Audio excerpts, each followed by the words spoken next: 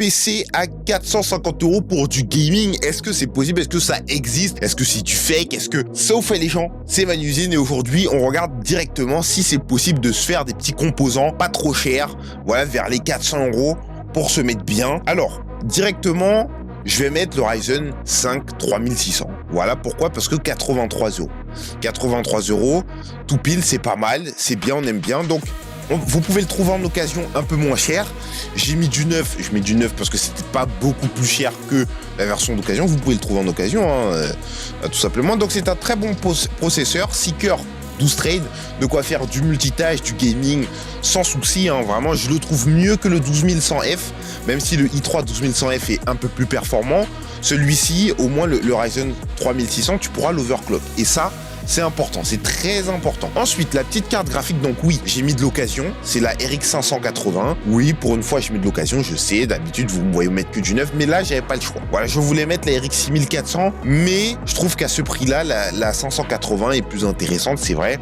La 580 est plus intéressante, elle a plus de mémoire vidéo, elle est plus performante, etc. Et tu la trouves autour d'une centaine d'euros. Voilà, autour d'une centaine d'euros, d'occasion comme neuf, occasion très bon, voilà. Bon, pour 2,80 de livraison, franchement, ça va. Ça va, c'est raisonnable et c'est mieux que ce que vous pouvez trouver en grande surface et même sur Memory PC. Je dirais même sur Memory PC, vous n'allez pas trouver mieux. La MSI B450M Pro VDH Max que tu retrouves sur Gros Build. Donc, c'est une carte mère en chipset B. Pourquoi le B? Eh ben, pour overclock ton processeur. Voilà, c'est ce qui va te servir à monter la fréquence au-dessus de ce que ton processeur peut permettre. Donc, évidemment, pas trop loin, mais largement suffisant pour dépasser le i3 12100 et pour te mettre extrêmement bien sur les jeux vidéo, pour aller quand même assez rapidement. Donc elle est une bonne carte que tu retrouves à 60 €. On rappelle qu'au total, le PC va coûter 410 balles. Voilà, ça va coûter 410 €. Donc, il faut pas mettre des trucs excessivement chers non plus. La RAM, donc ce sera de la RAM sans dissipateur en 3200 MHz. Alors, même si elle n'a pas de dissipateur, elle tient. Je vois venir ceux qui vont dire « Ah, mais tu mets de la RAM sans dissipateur, c'est intolérable. » Arrêtez de dire des bêtises. Si vous prenez de la RAM en 3200 MHz, sa fréquence ou elle est signée pour fonctionner. Enfin, c'est signé, c'est acté pour qu'elle fonctionne à cette fréquence. Elle ne va pas surchauffer même sans dissipateur. Et même, j'ai envie de dire, je dirais même plus, j'ai fait l'expérience avec des RAM en 2400 que j'ai overclocké à 3200, elles n'ont pas surchauffé.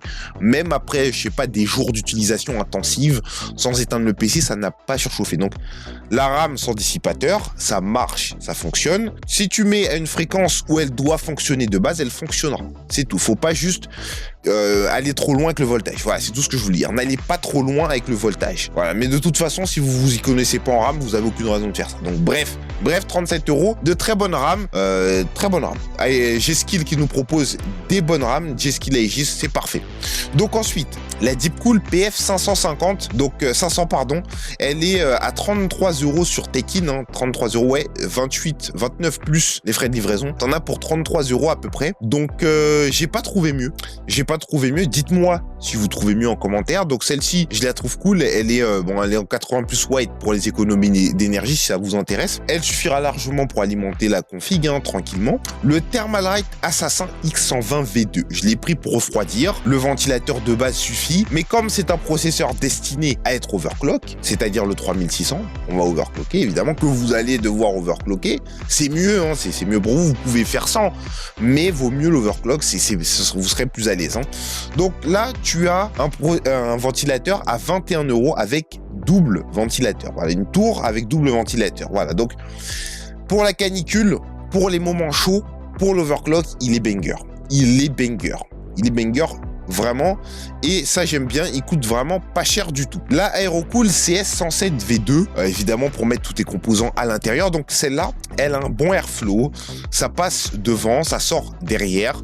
Pour une tour à 30 €, c'est bien fait. Ça circule surtout. En général, pour les tours de ce budget-là, on n'a rien du tout. On a des trucs complètement fermés. C'est hermétique. Donc là, on a du bon.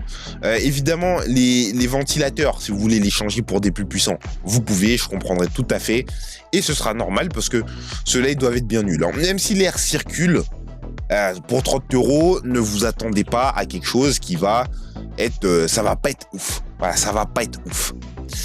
la Silicon Power de 512 Go en Gen 3. Donc oui, là on est sur du Gen 3 parce qu'on est sur une B450 qui supporte du PCI Gen 3. Donc on va rester sur du Gen 3. Même si le Ryzen 3600 peut aller en Gen 4, hein, mais bon, ça c'est une autre histoire.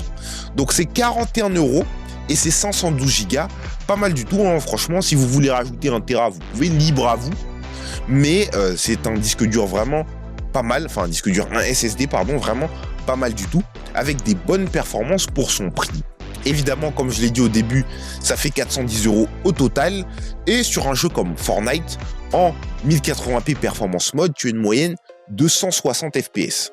PC optimisé, PC overclocké, tu peux faire un peu plus, évidemment. Mais ça te donne un peu un indice de performance de ce que tu peux atteindre avec un PC de ce calibre, voilà. Donc évidemment il y a plein d'autres jeux. Si vous voulez jouer à des jeux sur PC, vous pouvez. Sur Once Human, ça tourne, c'est au-dessus des Once. Voilà, merci de me corriger. Sur Once Human, ça tourne. C'est corrigé, certifié et on a vu des comparatifs. Hein. Vous pouvez regarder sur la configuration requise minimum pour jouer à Once Human. Donc avec ça, tu le tournes à l'aise. Je dis ça parce que c'est un jeu récent, évidemment. Évidemment, on aime bien gratter quand c'est récent, hein, tout à fait. Donc très bonne config, je trouve. Évidemment, pas de Windows et pas de Wi-Fi. À vous de l'installer vous-même pour Windows, c'est gratuit et vous pouvez l'activer pour 90 centimes comme d'hab. J'ai fait des tutos là-dessus, n'hésitez pas à les regarder. Et aussi vous avez la Wi-Fi que vous pouvez installer vous-même avec une petite clé Wi-Fi. Donc les clés Wi-Fi, ce sera à rajouter, évidemment, c'est pas gratuit, hein. Ou vous jouez en câble. Si vous pouvez vous mettre en câble, jouer en câble, c'est mieux. Donc voilà, c'était tout pour cette petite vidéo. J'espère que ça vous a plu. Once Human, je le ferai sur le PC à 300 €, évidemment, c'est le rituel. Et je vous souhaite à tous une bonne soirée. On se retrouve ce soir à 22h30 pour le stream. Ciao.